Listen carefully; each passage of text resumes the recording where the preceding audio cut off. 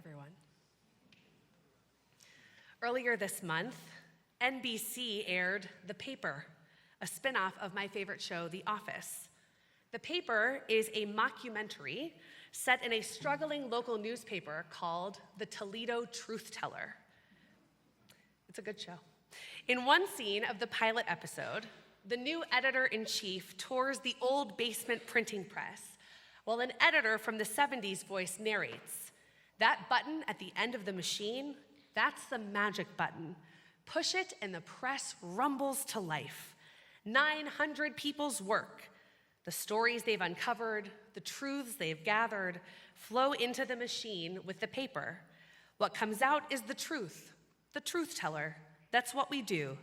And I don't mean to be blasphemous, but I worship at the altar of this machine." It sounds so simple, doesn't it? That the truth could be captured, printed, and distributed, that we could read something and sense its truthfulness, that we could agree together on what is true.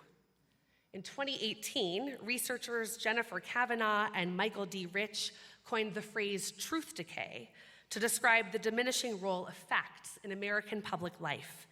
They point to rising disagreement about facts, blurred lines between opinion and fact, and declining trust in once respected sources of information. The result is deep polarization, paralysis, and erosion of civil discourse, all of which we feel keenly today. As a student of American society, these findings about truth decay resonate with me. We are bearing witness to a severely blurred line between opinion and fact. The sheer volume of information and misinformation to which we have access is so vast that we could spend our entire day fact-checking everything we read. When it comes to declining trust in formally respected sources of factual information, I know I'm hearing from fellow members of my generation sharing that they're getting more of their news from other social media users instead of traditional news sources. And of course, it's always someone else who's being taken in by propaganda and fake news. Fake news is the name of the game right now, friends, but we'll get there in a few minutes. Tonight, we enter into the new year, 5786, as we begin this holy season with Rosh HaShanah. This is a festival with lots of names. Rosh HaShanah, we know, means head of the year, but we also call it Yom Teruah, the day of the shofar blast, and Yom Hadin, the day of judgment. When someone dies, we say, Baruch Dayan HaEmet, blessed is the judge of truth. In theory, we do this because there is truth upon which to judge our souls when we die, and also on today, the day of judgment. This day when our tradition teaches us our names may be recorded in the book of life. So how do we recognize truth, and does it matter? In Hebrew, we have a vocabulary of truth starting with emet, a word connected by its Hebrew root to amen and emunah, faithfulness and reliability. We call our sacred text Torat emet, a Torah of truth. But unlike the Greek term aletheia, we don't have a word in Hebrew for absolute truth. In late 2018, two of my professors organized a symposium in memory of our late Rosh Yeshiva, Rabbi Aaron Pankin of blessed memory. And they called the symposium, "These Truths We Hold, Judaism in an Age of Truthiness," sparked by the bitter debate over Supreme Court Justice Brett Kavanaugh's confirmation. The symposium was, in some ways, a response to the question Christine Blasey Ford's testimony raised for our nation: whose truth counts? Jewish thinkers at the symposium wrestled with the very tension between absolute truth and lived human truth. The papers presented there were later published in a 2022 volume with the same title, in These Truths We Hold. Together, they offer a provocative engagement with the dilemmas of our day, all grounded in Jewish tradition. Truth is at once aspiration, obligation, expectation, and calling, and it is very complicated. In his contribution to the book, Dr. Benjamin Summer wonders if Torah, for all its inconsistencies, could still be a source of truth. He asks, toward what kind of truth can Torah point us, given its many voices and contradictions? And his response is something he calls the participatory theory of revelation. According to this theory, divine truths revealed from heaven are unavoidably subject to the imperfections inherent in human perception, which inevitably lead us toward some degree of error or untruth. Seeing Torah this way doesn't tear down our faith. In fact, I'd argue it makes it stronger. We can still believe that God reveals truth while also admitting that as human beings, we only ever receive a part of that divine truth. That reminder helps keep us from slipping into arrogance or acting like we feel like we've got the whole picture. Instead, it calls us back to humility, which is really what our faith should probably be grounded in anyway. As Summer puts it, Torah's multivocality does not have to preclude us from accepting it as a sacred text, but it does tell us that truth is something we strive for more than something we can possess. Even if we cannot possess truth in its fullness, Jewish tradition pushes us toward pursuing it, striving for it. Just because it is complex does not mean we give it up. Our sages and rabbis throughout the generations have wrestled with this very issue. Can two things that conflict be true? Dr. Christine Hayes teaches, instead of claiming one unchanging capital T truth in matters of divine law, our rabbis often recognize multiple truths. At times, they even acknowledge a single objective truth, yet set it aside when interpreting Torah, declaring halakha instead in order to achieve a greater good. In many ways, Jewish law is obsessed with determining right from wrong. Halakha, the word we use for Jewish law, really means the way or path, meaning Jewish law is the map that helps us determine the right way to live. Even in Jewish law, truth is critically important, but not the very highest value. In the Talmud, there's a scene where God prays that God's own attribute of mercy will overpower God's attribute of justice, as if the guiding principle that should guide the world isn't always justice or what absolute truth may be. Instead, mercy should be seriously considered. Thinking back to the fictional Toledo Truth Teller and its old editor-in-chief, I'm struck by his phrasing. He said, "I don't mean to be blasphemous, but I worship at the altar of this machine, this printing press."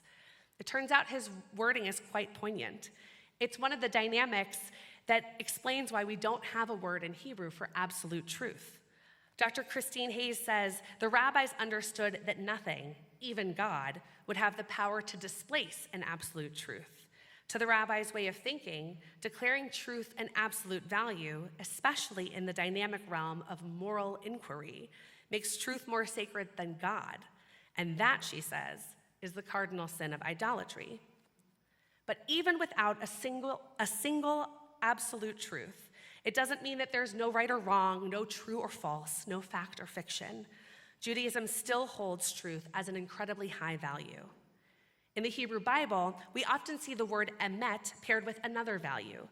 We read the pairing of chesed ve'emet, or compassion and truth, over 20 times. And in fact, during this season, we recite the 13 attributes of God, where we will call God Rav Chesed ve'emet, abundant in compassion and truth. But we know that compassion and truth can be at odds with each other, and that hard truths shared directly can cause great pain. We aim to reach some delicate balance between compassion and truth. In Proverbs, we read, Chesed ve'emet yitzru melech, v'sa'ad b'chesed kis'o. Compassion and truth protect the king. He maintains his throne by compassion. These attributes, together of truth and compassion, constitute wise conduct for those who wish to live righteously and are even suitable behavior for a king.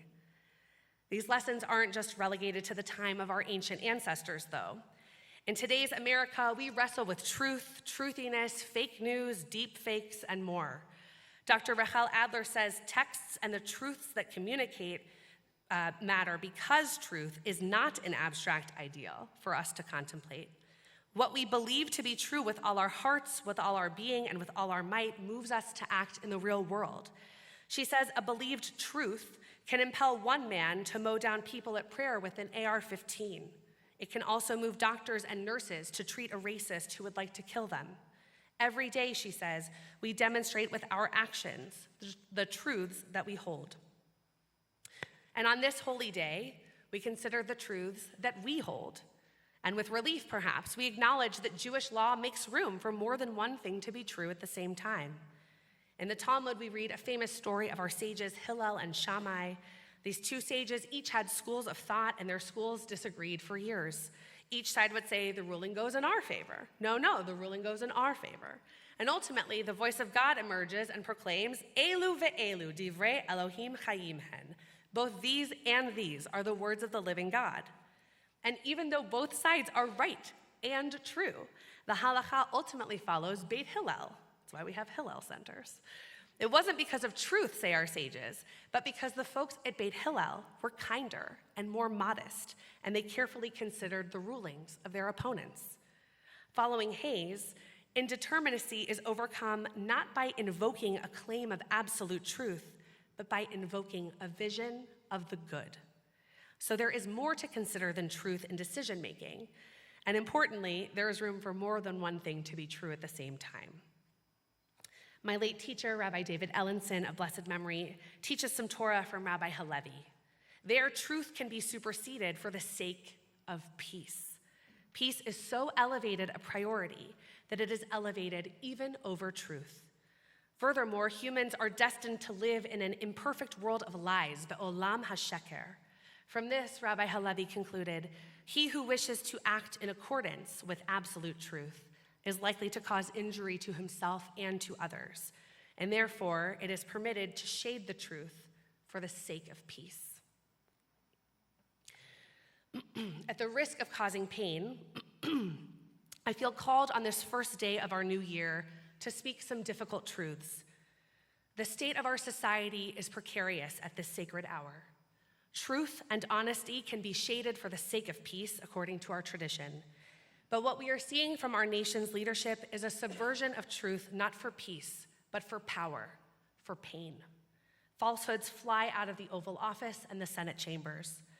In her book, Fascism, A Warning, former Secretary of State Madeleine Albright speaks to the danger of lies being repeated. On a reflection of the McCarthy era, she writes, even skeptics subscribe to the idea that though McCarthy might be exaggerating, there had to be some fire beneath the smoke he was spreading. This is the demagogue's trick, the fascist's ploy, she writes, exemplified most outrageously by the spurious and anti-Jewish protocols of the elders of Zion. Repeat a lie often enough and it begins to sound as if it must, or at least might, be so.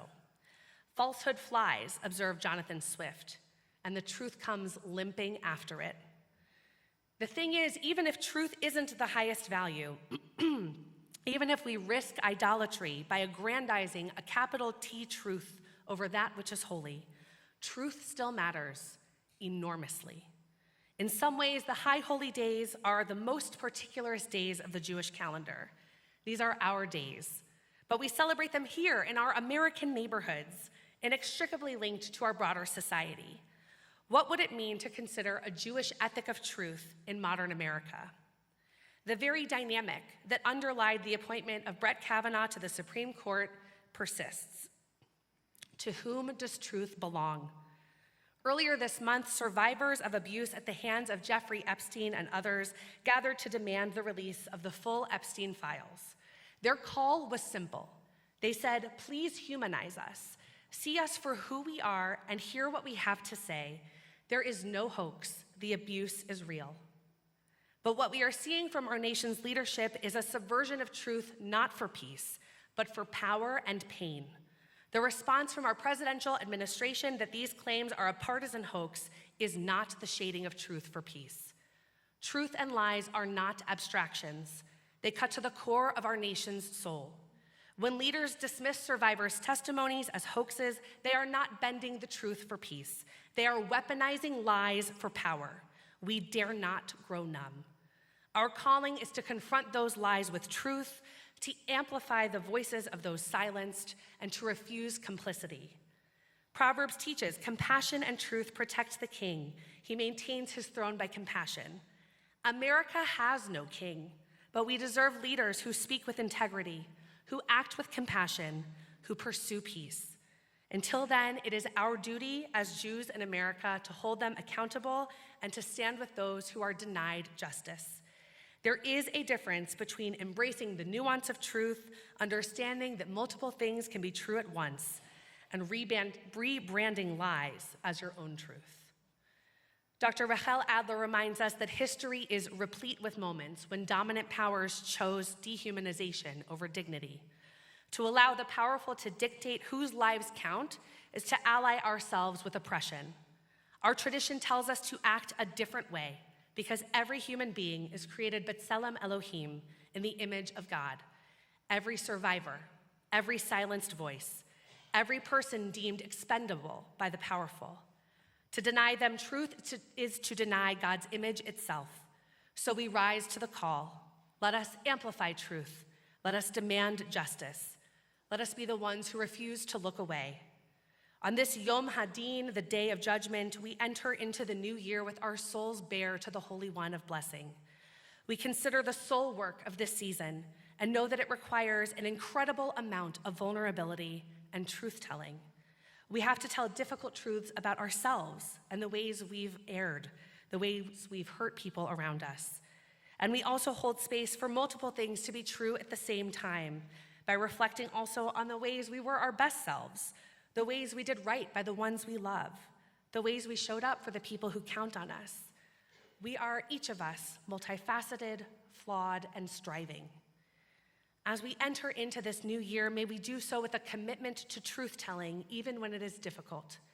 May we be open to holding multiple truths with humility. May we aim to pair truth with compassion. May we work to resist truth decay, holding an honest awareness of our own biases, committing to seeking truth and amplifying it, and to resisting the repetition of lies. On this Yom Hadin, we declare our commitment to see truth not as a possession, but an eternal pursuit. We are at an inflection point in our history, and our advocacy for truth-telling, or lack thereof, will make a difference. On this precious, sacred night, we hold multiple, perhaps contradictory truths.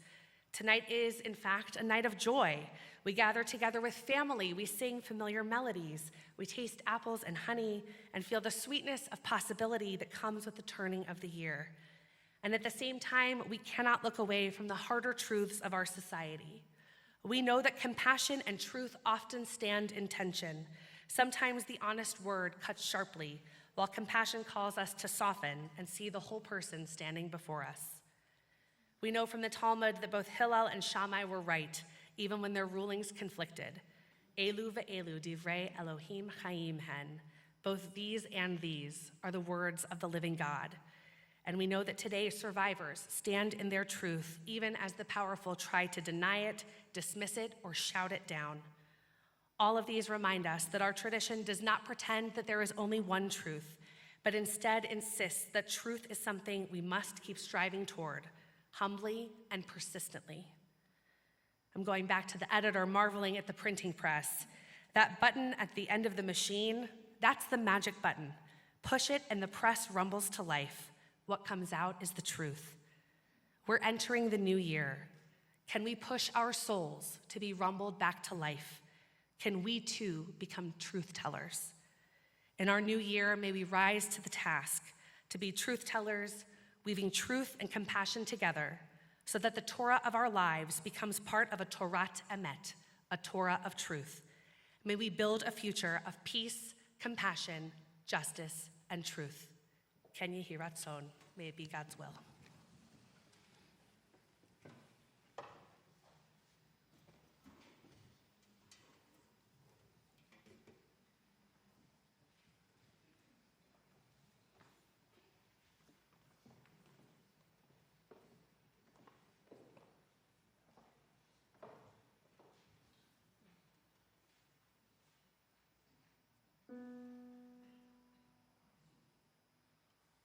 We shall be known by the company we keep, by the ones who circle round to tend these fires.